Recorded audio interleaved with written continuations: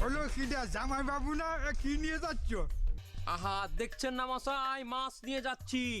শ্বশুর বাড়ির জন্য বাজারে সব থেকে বড় মাছটা কিনেছি। আমাদের বংশে কেউ আর ছোট মাছ কেনে না। ও আচ্ছা, তা ওর মধ্যে কি? এর মধ্যে আছে মিষ্টি।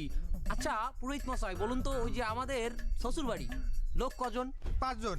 হ্যাঁ, আমি মিষ্টি বেশি করে নিয়ে আসছি। আমি টোটাল 6টা মিষ্টি নিয়ে এসেছি। কেন বলুন তো? কেন? দেখুন, যদি আশেপাশের থেকে কোনো প্রতিবেশী চলে আসে আমাদের শ্বশুর বাড়ি বিয়ের সময়, তখন তাকে কি খেতে দেওয়া হবে? এগুলো বুঝতে হয়, পুরোহিত হলেই হয় না। হইলো তা আমি তো পুরুত মশাই, আমি তো তোমাকে বিয়ে পড়াবো, তাই না?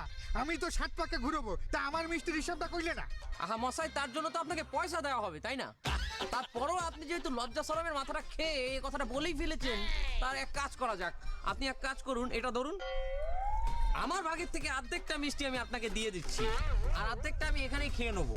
কারণ আমার তো আজ উপোস। ও বাড়ি কাউকে জানতে দেওয়া যাবে না যে আমি মিষ্টি খেয়েছি। এই নিন, এই অর্ধেকটা মিষ্টি আপনি নিন। হ্যাঁ, এই বেশি গেছে ওদিকে, মাথায় মুছে খেয়ে ফেলুন।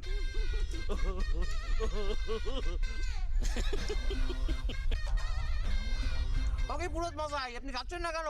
ও, বুঝতে পেরেছি, আপনার ডায়াবেটিস আছে, তাই তো? আগে বলবেন না, আমি খেয়ে নিচ্ছি। আমাদের জন্য আশীর্বাদ করবেন, আর বিয়ের লগ্ন পেরিয়ে যাওয়ার আগে উপস্থিত হবেন, ঠিক আছে মশাই? আমি আজ যাই। তোকে আমি বাড়ার বিয়ে পড়া মানে মন্ত্র ছাড়া বিয়ে পড়াই দেবো আজকে।